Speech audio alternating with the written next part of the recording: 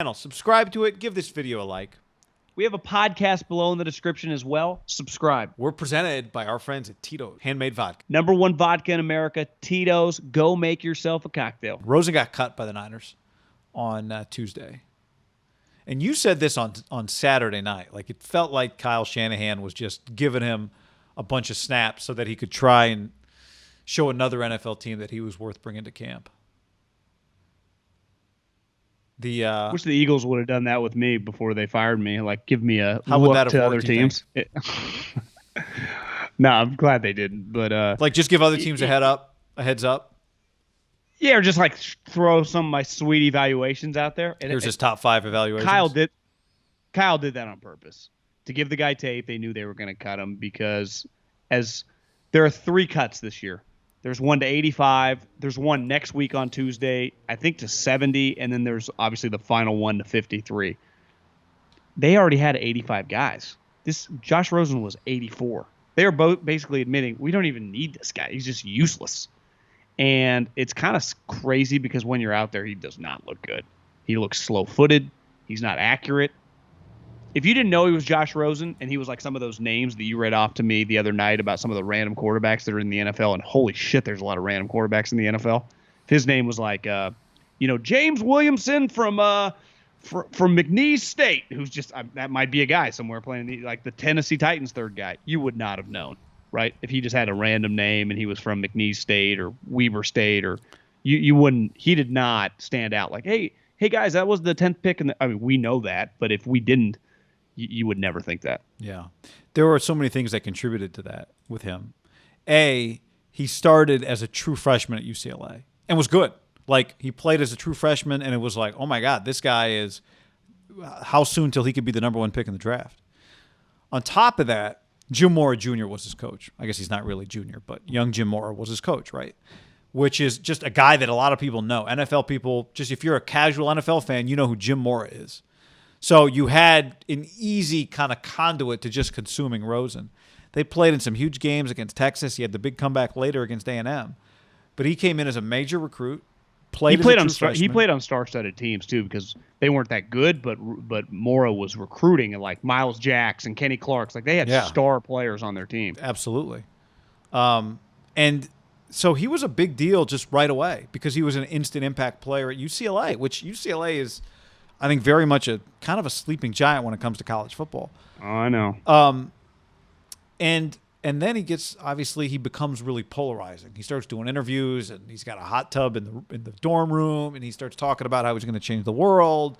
And there's all these quotes about it. He became a really polarizing draft prospect. There was so much that led to why everyone was so aware of him. Remember all that stuff? He had a little would you say DeChambeau's a good comp? Just a little out there, and he was just pissing people off. Yeah.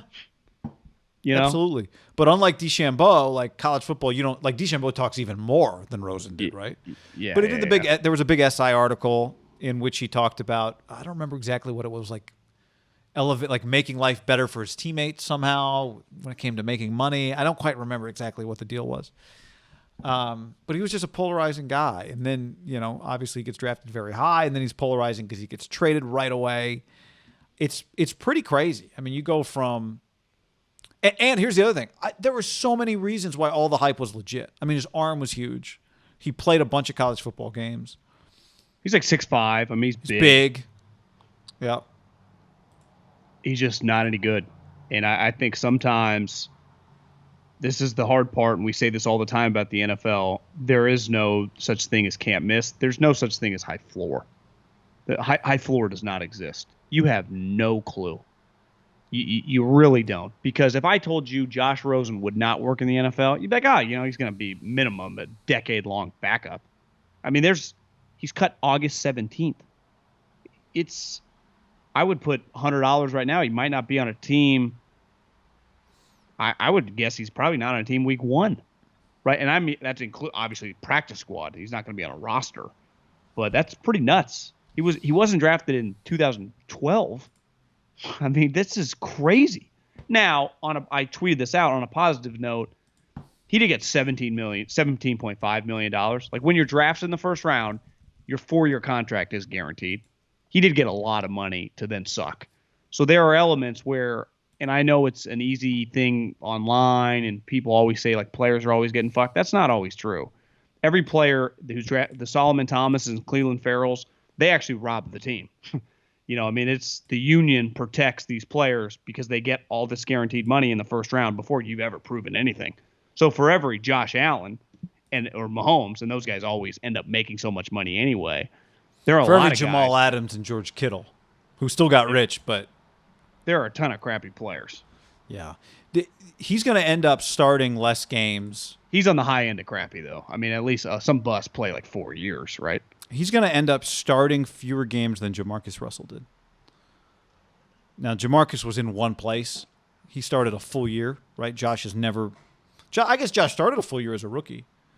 Kind of, but I don't think remember Bradford came out in a couple games. Yeah, but he started 13 games. Yeah. It's 55%, 11 touchdowns, 14 picks. Jamarcus Russell started 25 games in his career. Now, it was 3 years and then out. This is year 3 for Rosen. He started 16 games in his career. I'd be hard pressed. How does he get 10 more starts? How does he pass that number from Jamarcus? How is he in the league? I mean, it's just – now, I don't think that people in the chat were asking about, oh, this means Sudfeld's going to be the backup. You and I have talked about this. I don't think the Niners are going to carry 3 quarterbacks. John, let's tell the people about our friends at DraftKings, promo code HAM. Daily fantasy, baby. Download the DraftKings app. Use the promo code HAM. Get in our league. You can find it below in the description. DraftKings, download the app, promo code HAM. Yeah. So, I don't know. Maybe they will. Maybe they'll keep Sudfeld around. I guess they could put him on practice squad, right? But back to the Jamarcus thing. Jamarcus got out of the league, right, because he was clearly addicted to the whatever it's called when you mix the the Slurpee, the purple. Yeah, the purple drink, and he was lazy and he didn't give a shit. Josh Rosen, to me, it's understandable when it's like that guy did not give a shit. He was a bad guy. Exactly. Like, okay, that happens a lot. Right. When you actually are trying, like Josh Rosen is trying. He's putting his best foot forward. He's attempting to do everything possible. He just sucks. Like Josh, I think most people, you and me, I wouldn't say we're super locked in on Jamarcus, but he had physical tools. It was just laziness. He didn't try. He didn't care. Josh Rosen is literally out of the league because he's terrible. Like, just bad. Just bad. We watched him in practice, and it was clear that he, we didn't expect him to make the team. But if you had to win a game tomorrow, like every team in the league would take like a Nick Mullins over him. And it just shows you, and life's a lot like this, like the past doesn't mean that much after a while. So like, what I did, and he'll be able to talk about his college career forever, but it's just completely irrelevant right now. And it's actually happened to a lot of guys that like you and me grew up, it happened to Leinart. Like once you get 2 or 3 years in, it just does not matter that you were one of the best players in college 3 or 4 years ago. It's just completely irrelevant.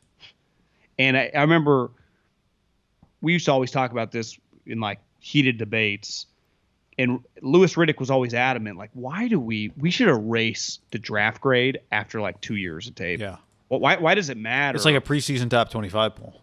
It's just hard to shake. You're like, God, that guy went in the first, Well, it's like, yeah, he's been starting now for 3 years, and you wouldn't pay for this guy to be around. Or I had a first-round grade on him. I'm sure that gets said. Or we had a first-round grade on him. It's human nature. You should get deleted from the system after 3 years. What round grade did we have on him? Who cares?